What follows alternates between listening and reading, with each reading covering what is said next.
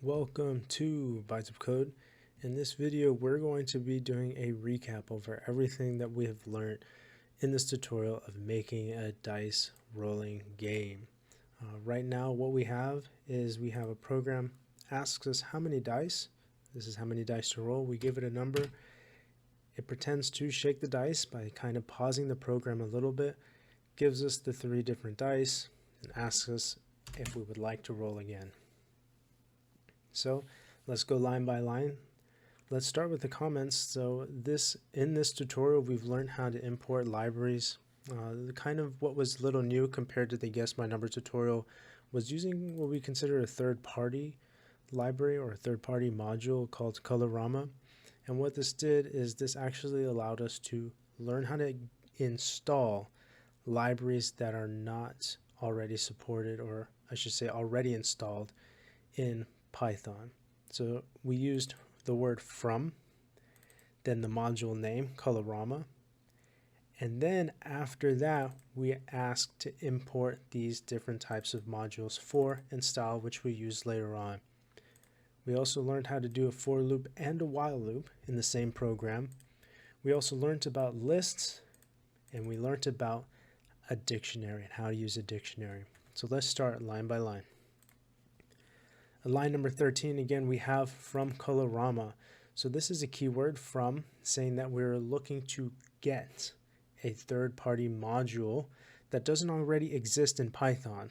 These libraries or modules, random and time, these actually already exist in Python. These are modules in Python that just need to be referenced or imported in order to actually use them. But this Colorama, it doesn't exist in Python, so we're actually telling our program to go get this module. After it gets it, we can use for and style. These are keywords in order to change the color of the text. So we use Colorama to change the color of the text. We use random in order to generate the random numbers, and we use time in order to pause the program, kind of suspend it and make it look like it's shaking the dice. So moving on, line 18, this is actually where we get the user's input of how many dice they would like to roll. In our example, we've had 3, so the user types in 3. This is a variable that we're going to use later to know how many times to loop in our for loop. Line number 20 is our dictionary. It's called DiceArt. So our dictionary is actually a dictionary that has a key of a number or an integer and a value of just a string. In this case, we have 6 different key value pairs. One is looking like a string for just mimicking a dice with number 1. Number 2 is mimicking a dice that looks like it's a number 2. Again, it's just a string, and so on, 3, 4, 5, and 6 being the last one, just with the little dots in the dice to make it look like it's an actual dice. But again, this is just a string, and you can tell because of the quotations. It's telling us that this key unlocks just this value, which is a string. The \n here means it's a new line, so it actually makes sure that we present the dice exactly how we're seeing it right here. If we didn't have the new line, what would happen is everything would kind of be squished together on one line, and it wouldn't really look presentable when we use it for the dice art. And of course, we went through that as an example of what it would look like and throughout our playlist tutorial. Roll again. Line number 65. This is a very important variable because this is going to determine whether we continue to roll the dice or not. Right now, this is the first time we're creating this variable, declaring it, as Python uses that term, declaring this variable. We're setting it equal to y, and we have our while loop at the next line, 67. It's going to say while roll again is equal to y, or roll again is equal to yes. Let's roll the dice.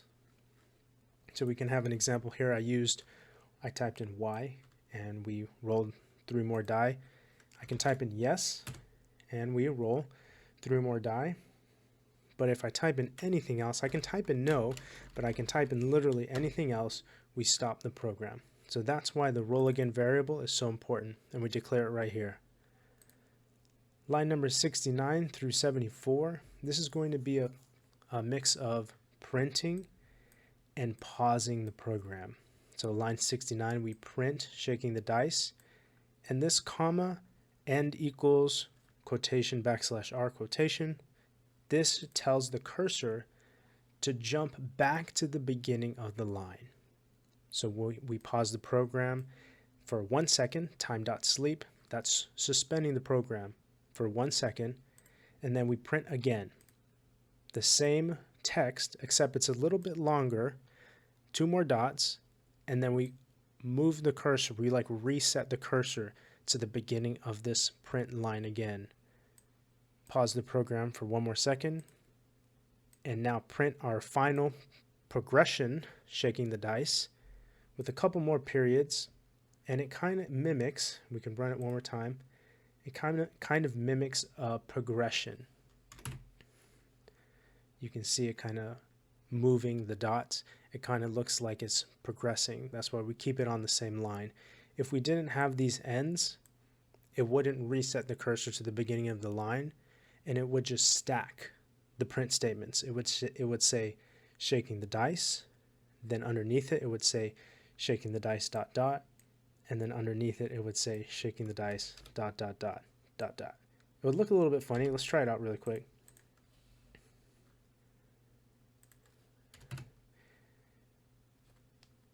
So instead of having 3 separate lines, what we're doing is we're forcing the cursor to jump to the beginning of the line, and it's really overwriting what was already there.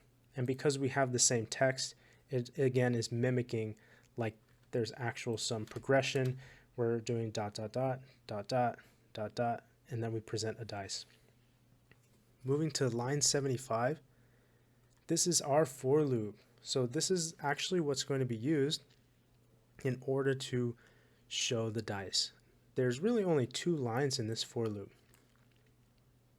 In this for loop, we first want to generate a random number. We declare random number. This is the name of our variable, and it's going to be equal to our library random, the function that's called randint, and it takes in 2 parameters, the minimum and maximum number to generate a random number. So a number will be coming from this function between 1 and 6, including 1 and 6, because it's actually like a dice. In a dice, you can have the number 1 and you can have the number 6. So it's included in this random number, a possibility of the random number. Once we get the random number, we use it for the dictionary. So we use this random number to actually reference a key in our dictionary. For example, if we got a generated random number of 2, we would be opening up this key value pair in our dictionary and showing the user this string. We use Colorama also in this line, number 77, because we use green text. We use for.green plus a style of bright. It kind of makes it a little bit more bold, and a combination of this hopefully makes the dice stand out a little more. It's just kind of giving an effect and learning some things along the way. But it's important that after we use any color changes, if we want to reset it, we have to tell Python to reset the colors. Python will not automatically reset the colors. Python will think we want to use green text and bright text for the rest of the program if we do not tell it to reset the colors to get our normal white color again. I didn't really talk about the for loop, so let's talk about it really quickly. Line 75 is a for loop, a basic for loop that uses range. So range is going to be telling the for loop how many times we want to loop, or how many times we want to run this code again and again. In this case, how many times is determined by this variable, dice to roll. If we remember, this variable comes from the input from the user. So if the user types in 2, we will roll 2 times. If the user types in 3, we will roll 3 times, because that's what this number is, dice to roll. That's what this variable is going to be. But it's important to convert this dice to roll variable to an integer. When we get dice to roll from the user in this input, it's automatically a string, which is fine. But when we take a string to this range, this very specific range function, when we give it a string, Python will complain. It will tell us, this is a string, this is text. I don't have anything to do with text in this area. So we kind of say, okay, Python, it's going to be all right. Let's convert this text to an integer. And that's what we're doing here with the word int, or the letters int, open parentheses, our variable, close parentheses. That's converting the dice to roll variable from a string to an integer right here, just so we can use it in range. So this makes sure that Python can actually use this number in order to loop for our for loop. The very last thing we do is we ask the user in an input statement, would you like to roll again? And of course, this is going to be equal to our roll again variable, which will come up again to line 67. At the beginning of the loop, it'll loop over again, and that will tell us if the user typed in Y or yes or anything else. This is our dice rolling game. So if you followed the tutorial, congratulations, you've made your dice rolling game. One thing that I always love to end off with is text to ASCII art conversion. I just Googled text to ASCII art generator. We're going to use this one just because this one just stood out to me a little bit. So we're going to print, instead of one quotation, it is three quotation marks, paste your text, and end with three quotation marks. So instead of, usually for print we use one, or I should say for a string we use one and then one. But if we have a lot of crazy different characters and spaces, it might be better to use three. So let's see what this does.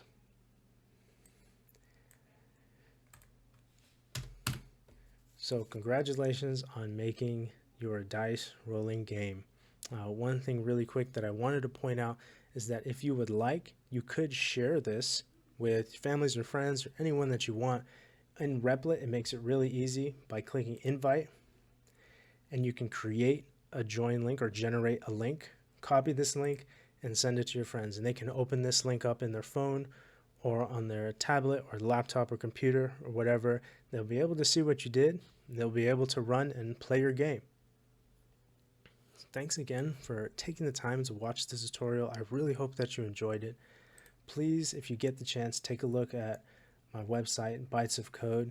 I'll put a link in the description, and this website will have online mentor sessions. If you're interested in having any help for homework, or maybe even your work, portion of school, or just something on your personal project that you're working on, you're getting a little stuck trying to add a feature, or maybe even working through a bug, there's a couple different languages that we can have an online mentorship session on. So please feel free to reach out to me if you're ever interested in having or setting up an online mentor session.